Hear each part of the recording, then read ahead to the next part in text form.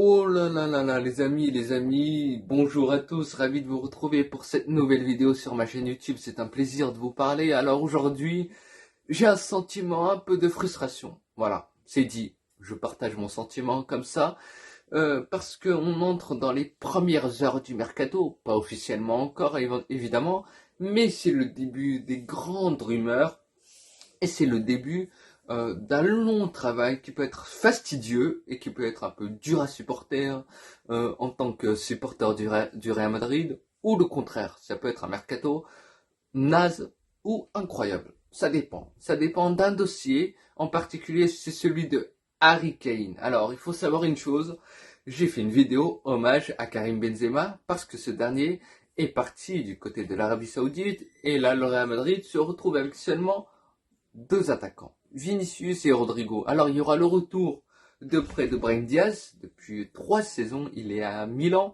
Alors Brahim Diaz, c'est un joueur de rotation, là, c'est un second couteau. C'est clair, c'est évident.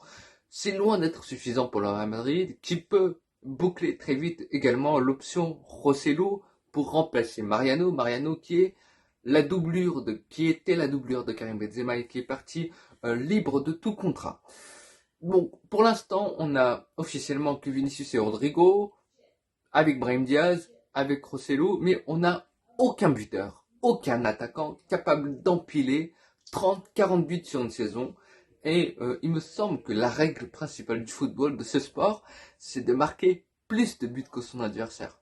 Si on ne recrute aucun neuf de classe mondiale, on marquera moins et on fera une saison de transition, une saison blanche, voilà.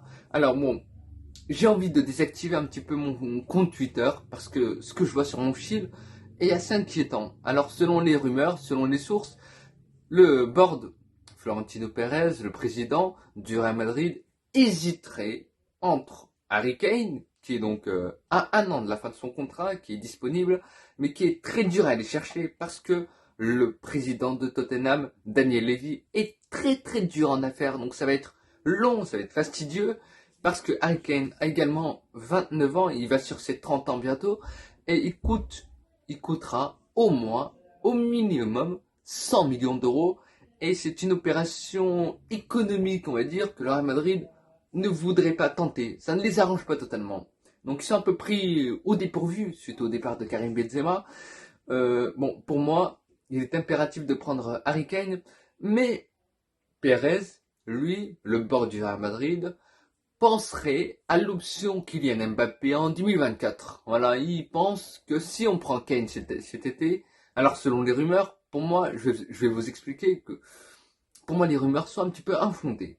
Mais revenons là-dessus plus tard. Apparemment, Pérez voudrait ne pas prendre Kane pour s'assurer de prendre Mbappé qui envoie des signaux positifs. Apparemment, il ne va pas étendre son bail avec le Paris Saint-Germain jusqu'en 2025. Donc apparemment, c'est en bonne voie pour que Mbappé vienne libre en 2024. Et l'idée, c'est de créer un trio d'attaque, Vinicius, Mbappé, Rodrigo. Donc apparemment, on serait face à un dilemme.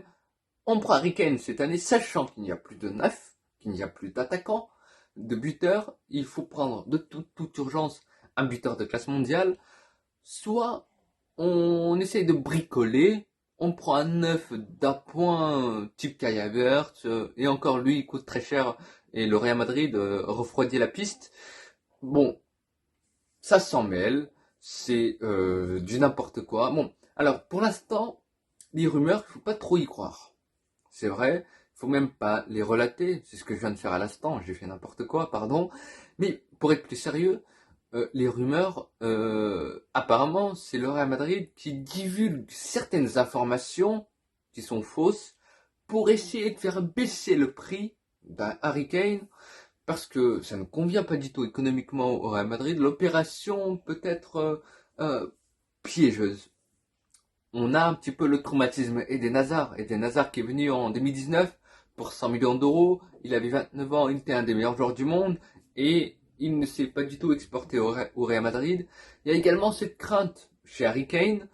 C'est un joueur anglais, c'est vrai que les joueurs anglais, leur passif au Real Madrid, ça s'exporte pas trop bien. Il a 29 ans, ok, mais est-ce que ça vaut le coup de de foncer sur lui à 100, 130 millions d'euros. Voilà, je pense que s'il y a une opération, ça va être à ce prix-là. C'est assez flippant de se dire que le Real ne va pas aller dessus. Alors pour moi, le Real doit prendre Harry Kane. C'est tout simplement impératif. C'est un joueur qui connaît le jeu, qui a les mêmes caractéristiques, qui a le même profil que Karim Benzema. C'est un joueur connaît le football dans le sens où il est capable de bonifier le jeu. Il est capable de mettre dans de bonnes conditions un Vinicius ou Rodrigo. Il sait dézonner, il sait revenir un peu plus bas sur le terrain pour fluidifier le jeu. Il a cette sensibilité. En fait, il a cette âme un petit peu de numéro 10 comme Karim Benzema. C'est vraiment le même profil, un petit peu. Sauf que Kane est plus jeune que Benzema. Sauf que Kane est sur le marché, il est disponible, vous voyez. Pour moi, c'est le choix parfait. Et pour moi, c'est l'évidence. Il faut le recruter, voilà. Tu peux plus te permettre de repousser un mercato galactique, de ne pas recruter en attendant, en espérant que Mbappé vienne, sachant que lui, t'as fait une crasse l'année dernière, il devait venir, il a prolongé pour le Paris Saint-Germain. Tu peux plus compter sur lui. Mbappé, s'il veut venir au Real Madrid, il faudrait qu'il s'adapte avec Vinicius, avec Kane. Il n'aura pas son profil, son poste préférentiel. Il peut venir en 2024, effectivement. Alors, ceux qui disent oui, Mbappé, il peut pas venir parce que Vinicius est à gauche, Vinicius Mbappé, ça n'a aucun sens. Pour moi, ça peut avoir du sens. Dans la mesure où Mbappé sera neuf. Alors oui, il ne veut pas être neuf, mais, petite nuance, il ne veut pas être pivot. La petite story, pivot gang, il ne veut pas de ça. Mais je pense que Vini et Mbappé peuvent évoluer ensemble, avec Mbappé dans une position de faux neuf, les deux capables de permuter. Les permutations dans le football, c'est possible. Un jeu basé sur les appels en profondeur, derrière le dos. Mbappé qui pourrait dézonner. Mbappé, c'est un touche-à-tout. Mbappé bouge un peu partout. Mbappé aime bien se présenter dans l'entrejeu, dans le demi-espace gauche, en fait. Alors que Vinicius, lui, il est excentré aile gauche. C'est un petit peu différent, il y a une nuance. Bon, les deux peuvent évoluer ensemble. Tactiquement, ça peut s'arranger. Maintenant, Kane lui barrerait la route, peut-être, ok.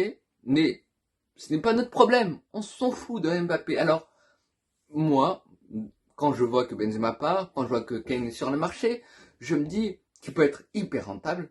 3 à 4 saisons de très très haut niveau, il peut le faire. Au Real Madrid, c'est possible. Alors, est-ce qu'il aura les épaules? Est-ce qu'il supportera la pression, l'exigence d'un club comme le Real Madrid? C'est une autre question, mais on n'a pas le choix. C'est une urgence absolue. Voilà, on ne peut pas faire sans Harry Kane, tout simplement. Donc pour moi, il faut prendre Harry Kane, Mbappé, on le met de côté. Voilà, on ne va pas repousser pour espérer qu'un joueur vienne. Ça n'a aucun sens. Voilà, puis Mbappé jouera à droite, s'adaptera. Et puis Kane, si jamais il ne marche pas, si jamais ça ne marche pas, il a une valeur marchande assez intéressante, je trouve. Donc, c'est très simple.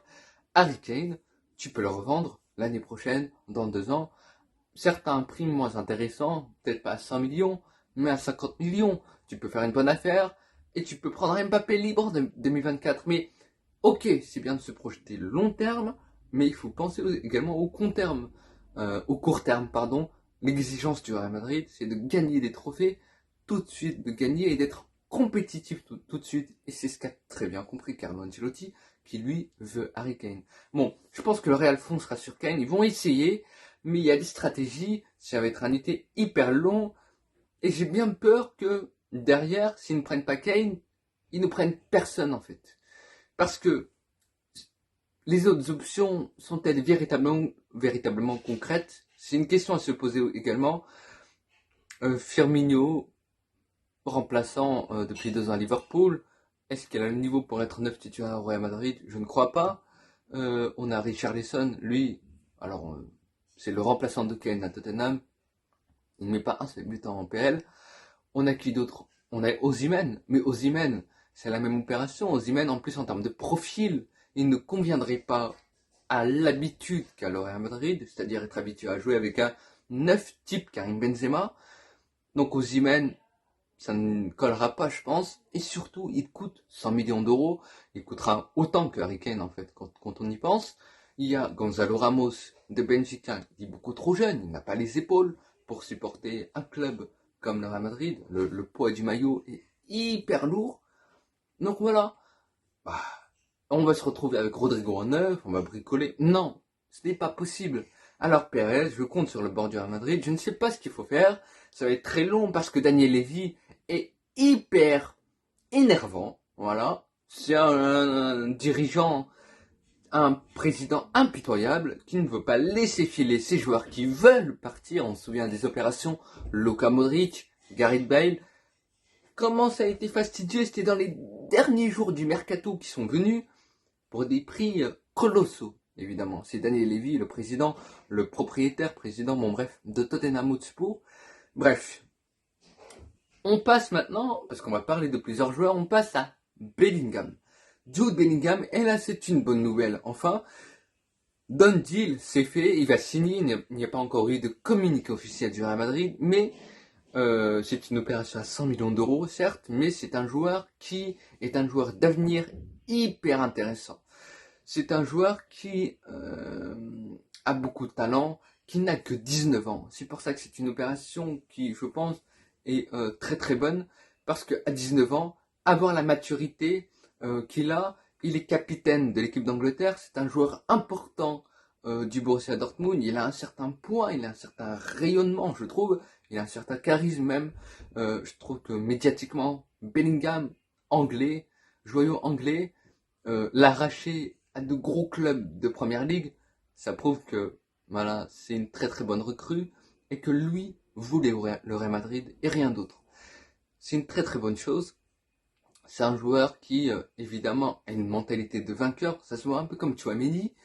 C'est un joueur qui a refusé des offres colossaux à Manchester City, peut-être Chelsea, PSG, peu importe. Il y avait Liverpool qui était dans la course, mais bon, ils ne sont pas qualifiés en Ligue des Champions, donc le projet sportif tombe à l'eau, on va dire, en quelque sorte. Bref, Bellingham, c'est un joueur qui se remarque par sa capacité d'élimination, sa capacité de dribbler. Il est exceptionnel sur ce point de vue-là. C'est un 8 qui peut se transformer en 10. C'est un joueur qui peut se projeter, qui peut même être dans la dernière zone, dans le dernier tir, pour conclure. Voilà, Bellingham, je trouve qu'il a plusieurs facettes à son arc. En plus, c'est un joueur qui est hyper moderne, qui peut jouer, évidemment, techniquement il est très très bon, qui peut jouer jeu long, des transversales, des longues passes. Alors, ce n'est pas le niveau de Toni Kroos, évidemment, mais il a également cet engagement physique. Je trouve qu'il est assez imposant, il est assez intéressant, et il est hyper mature. Je pense qu'il va grandir, il va se développer. Et le Real Madrid qui a 7 milieux, Kroos, Modric, et pour l'avenir, Camavinga, Tchouaméni, Bellingham, Valverde et Ceballos. Je trouve que ça promet de grandes choses, de belles choses, et il y a de quoi tourner, il y a de quoi gérer certains mois qui sont un peu plus compliqués, il y a de quoi pallier l'éventuelle absence de Valverde qui va manquer plusieurs matchs pour avoir mis une claque, une gifle légitime à un joueur de Villarreal. Bon bref, ça c'est une autre histoire, mais voilà, ça va être intéressant. Il y aura de quoi tourner, les jeunes vont grandir, vont s'instaurer. Camavinga qui a pris beaucoup plus d'ampleur, beaucoup plus d'importance. Tchouaméni, ça a été une saison un peu plus compliquée. Il a fait une première partie de saison, il était très bien. Il a fait presque oublier le départ de Casemiro. Enfin, c'est déjà énorme. Et là, il va grandir lui aussi. Les premières saisons sont compliquées. Alors, je ne m'attends pas à la meilleure saison all-time de Bellingham. Au Real Madrid, c'est ta première saison. Il va falloir du temps pour s'instaurer. Voilà. Et puis, bon, je parle beaucoup dans cette vidéo, elle est assez longue. On va parler de la Pulga, Lionel Messi. Et pour moi, le fait qu'il parte à l'Inter Miami, c'est un petit peu une mauvaise nouvelle. Honnêtement, c'est un petit peu une mauvaise nouvelle. Déjà, parce que je suis un amoureux du football. J'aime le football, les sensations, les émotions. Et voir Messi en Liga, même si je suis fan de Cristiano Ronaldo. Bon, bref. Messi, c'est Messi. Une dernière danse, une dernière année avec le Barça. Je comprends la frustration des supporters, mais j'ai une autre frustration, pardon. J'ai une autre, un sentiment de dépit pour au sujet qui ne viennent pas. Devinez, à votre avis, c'est quoi? Bah, en fait, pour moi, Messi, sportivement, ça fragiliserait plus le Barça qu'autre chose. Voilà, et ça m'arrange. Honnêtement, en tant que supporter du Real, ça m'arrange.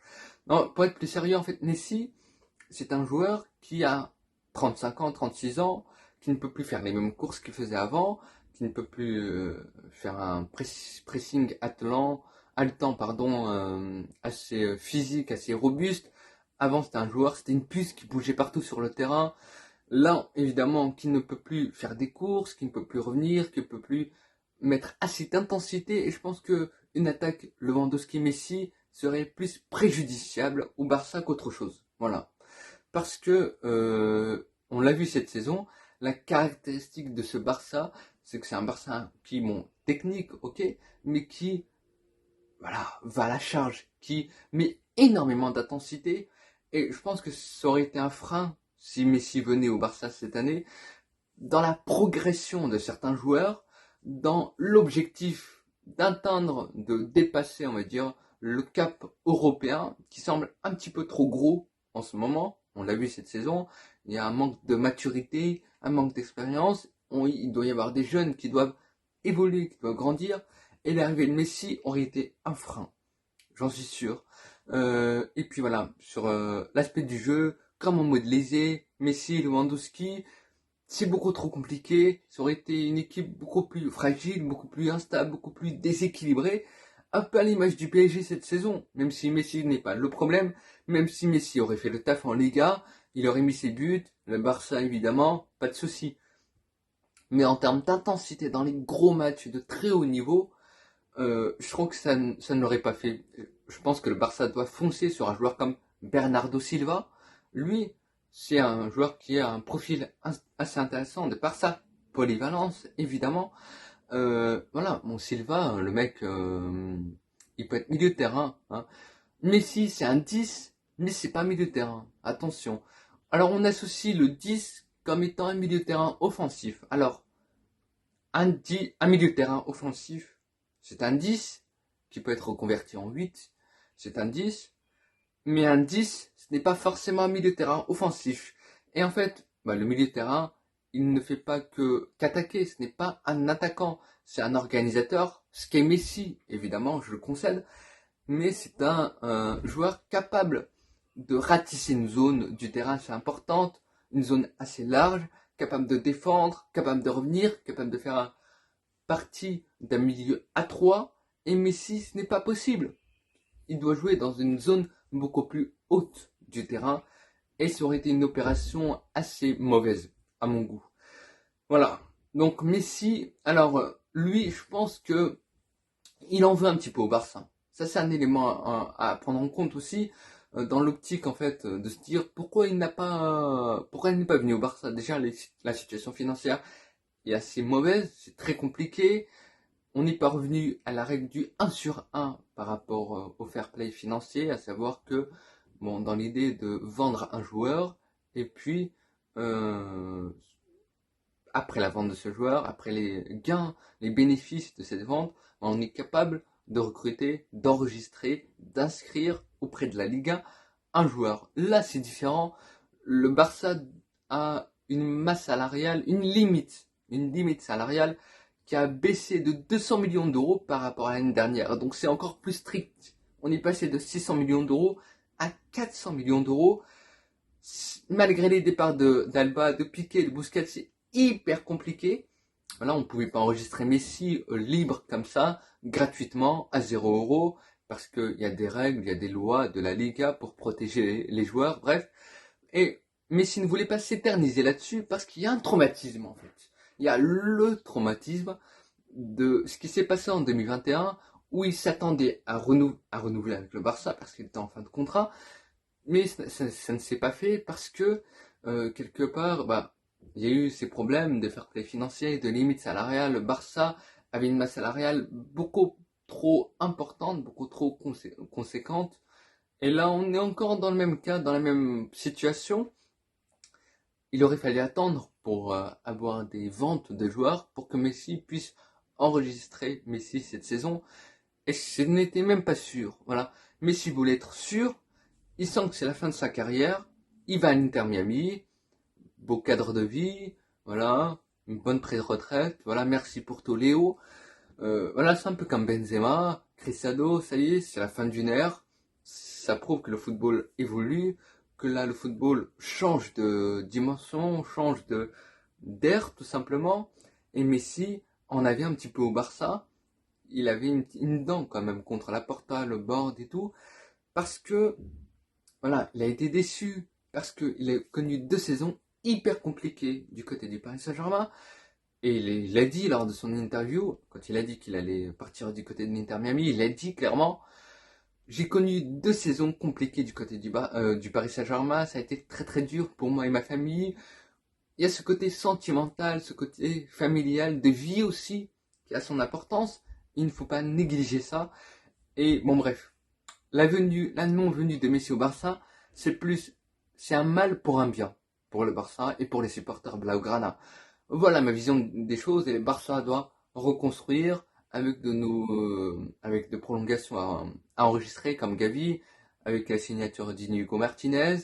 Il y aura des ventes à faire pour recruter d'autres joueurs, d'autres opérations qui peuvent être assez compliquées à voir.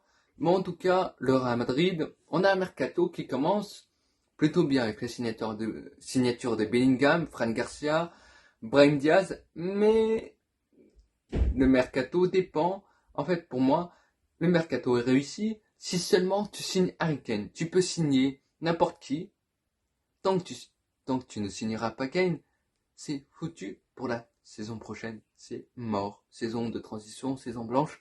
Ce que vous voulez, on ne gagnera pas de gros trophées. On ne sera pas compétitif sans Harry Kane au Real Madrid. Voilà. J'espère que vous avez aimé cette vidéo, qu'elle vous a plu. J'espère que vous êtes resté jusque là. Bon, je pense pas. Je pense que là, il y a personne qui regarde. Non, pour être plus sérieux, voilà, 23 minutes de vidéo. Courage, bonne chance. Et voilà, bon, j'espère que vous avez quand même aimé. Et peut-être un nouveau point mercato. On va voir si les choses vont évoluer d'ici là. Et je vous dis à très vite pour de nouvelles vidéos sur ma chaîne YouTube. Allez, ciao.